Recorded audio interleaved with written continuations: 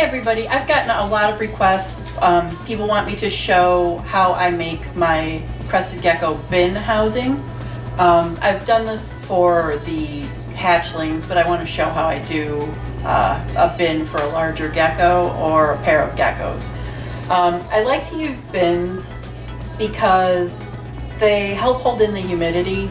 Where I live during the winter, we have the heat running all the time pretty much, and that dries things out a lot.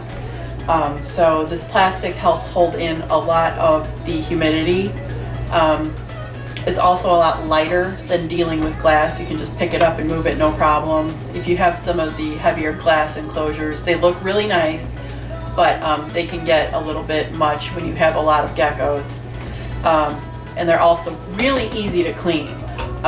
If you have an all-screen enclosure, you might have already encountered that crested geckos like to poop down the sides of the screen, so it gets a little nasty. You can just wipe out the inside of a plastic bin really easily. So the only drawback of this kind of bin that I've encountered is it's not as nice to look at, obviously. I like using the translucent plastic, but you still don't see as much in there as you would if it were glass. So if you have a front room gecko cage, you want to go with a nice glass enclosure. You want to impress your visitors. You don't want them to see a bunch of plastic. But this is for the folks that are keeping their geckos in their back rooms, or maybe you don't have a lot of money, or maybe you just have a lot of geckos. Okay, this bin is about 23 gallons. And I think that's a perfect size to do a breeding pair in over the summer. First, what you want to do when you get one of these is to remove all the stickers. This one had a sticker here and a sticker on the inside of the lid, so I took those off right away. And you might want to have Goo Gone or something like that on hand in order to get rid of any residue, because you don't want your geckos getting stuck on the stickiness that was left over from any stickers. All right, your second step is going to be to put some aeration into this thing. You can't just stick a gecko in here with no air holes and expect it to be fine. You do need a dry down period for crested geckos. You can't just let them sit around in the same humidity level all the time. I like to use a drill. And with plastic bins, you need to make sure you're not pushing as hard as you can, because the plastic will crack. So you need to be careful. I recommend starting in the corners, because the corners are the strongest area, and it'll give you a good sense of how hard you can push in order to get the hole all the way through. So I like to start up here.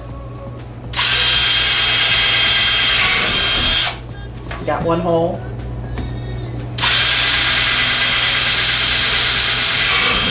Now, I'm not very particular about how far apart they are. I just kind of eyeball it. Some people are more particular, so go ahead and mark out your spots however you want to do it. But I like to do a triple row on each corner, and then holes across the top and holes on the sides and front and back of the bin. Okay, this is my fully drilled bin. Like I said, I put 3 rows here, 1 down the middle, 2 on each side of that. Holes across the top, holes on the side, like that. They're all over the place. Because I do have higher humidity in the summertime, I did want a good amount of aeration. Depending on where you live, you're probably going to want to take a hygrometer, a humidity measuring tool, and figure out what is going to work for you. You might need to use fewer holes, you might need to use more holes. So this is just pretty much my baseline. This is what works best in my household. Go ahead and open it up, look inside, and make sure that there are no little pieces of plastic hanging off the inside. Just make sure there are no sharp pieces that your gecko can injure itself on. Okay, that's kind of a lot of aeration, but that's still not enough aeration for me. I like to add in a couple of little screen windows. I like to put one on the front side, right here, and I put one on the side, right here. This just lets a little bit more airflow through. if you need more humidity relief, you can put a window on every side if you want. You can just do front and back, whatever works best in your setup. I just like the front and the side because it seems to do really well. Also, one bonus of having a screen on the front is that if you have a non-feeding night, because crested geckos don't need to eat every single night, you can just mist right in through the screen hole in the front. So that works out really well. So what I'm going to do is I'm going to take a wood burning tool, and I'm going to use that to cut a hole in the plastic. Now, if you use a wood burning tool to do that, you need to do this outside. You don't want to be inhaling these fumes. So go do it outside and turn a fan on so you're not inhaling these nasty fumes. You could probably also use some kind of other cutting tool, but the wood burning tool works best for me. So I'm going to go ahead and do that. All right, so I've got my windows cut out here. And they're nice and rounded edges, they're not sharp edges, which I prefer, another reason why I use the wood burning tool. And there's one here, nice big window. But you don't want your geckos getting out. So you're gonna wanna put some screen over those holes. Now, I like to use this fiberglass screen. It comes in a roll. This one looks pretty ratty because I've used it so much. But it comes in a roll. You can even get it at like Walmart for just a couple bucks. If you use this fiberglass screen, be careful if you feed crickets, because crickets can chew through fiberglass screens. So you don't want to put it down low where crickets will usually get to. I feed Laptica dubia roaches if I'm doing a live feeding, so I'm not overly concerned with that. They can't climb up.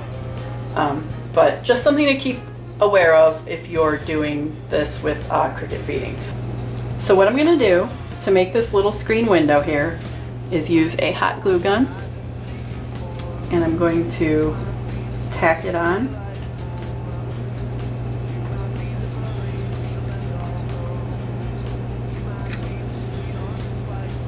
And I'll just do that all the way around the window. And then I'll cut off the excess with scissors or an X-Acto knife. All right, so now I've got a window cut in the front of my enclosure, and I've got one on the side here. So that just lets a nice amount of airflow come through the enclosure. And like I said, you can add more windows if you want to on that side, the back side, however you want to do it. Now, of course, you want to decorate the inside of your enclosure and give your geckos something to crawl on. So that's pretty empty in there right now. We want to do something about that. Okay, so now we've got the inside of our bin. We're looking at this. We need to figure out how to decorate this. I really like to start with a nice long bamboo pole. You got to be careful where you buy your bamboo. I like to use stuff you can buy from the gardening centers and a lot of home improvement stores. If you go to like a craft store, something like that, like Michael's, they have a lot of bamboo, but a lot of it is painted or oddly treated. So I got this stuff at Lowe's, and it's just plain, it's not painted. I've washed this stuff down just to make sure there's not like any little spiders living on the edge. But this is the stuff I like to use, and the stuff at Lowe's is perfectly sized for these particular bins because I can just make an X, like one here, one going across the other way, and then I'll have a little left over to decorate some more.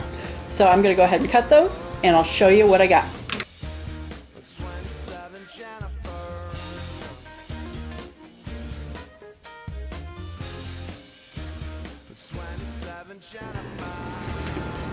All right, I used a Dremel tool with a saw end to cut my bamboo, and I just made sure that there are no splinters sticking off the ends. You want it nice and smooth. And I like to maybe lay one here and lay one across like that. I've also got this last piece from that same stick. I drilled a hole at the end here. I stuck a suction cup in. Drilled a hole at the end here, another suction cup. and you can just stick them right in up here as an extra decoration if you like. But we don't want to just leave them plain like this. We want to give the geckos some foliage. So I'm going to use some fake foliage that I purchased at a craft store to wrap the branches and give it a nice kind of foresty look.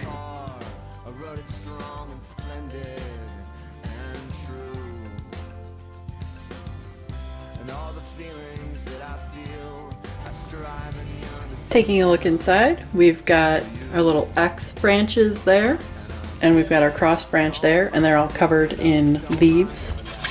So, and if you have any pieces, if your leaves are wired in any way, if this were a wire, you could just take a hot glue gun and put a dab of hot glue at the end to cap off the wire. You don't want it sticking out and sitting in here getting all like rusty and possibly poking your geckos. But this one is just a little bit of plastic, so it's a good way to keep your geckos safe.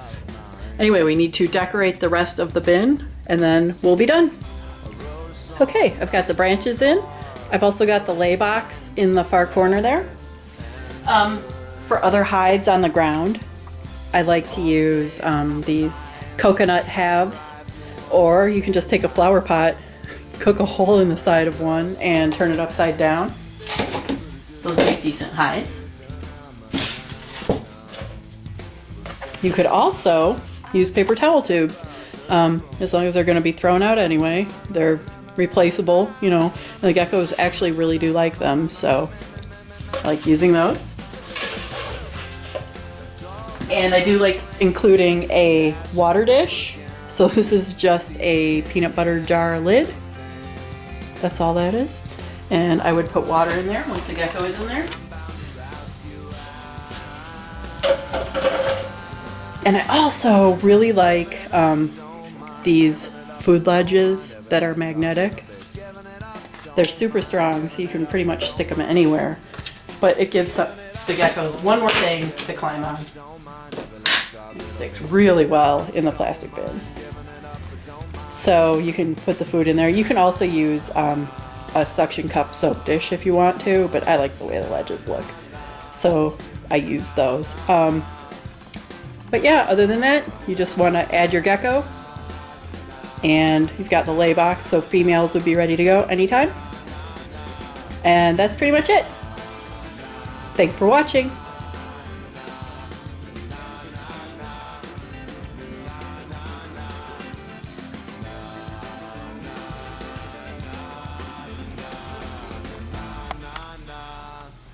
Na na na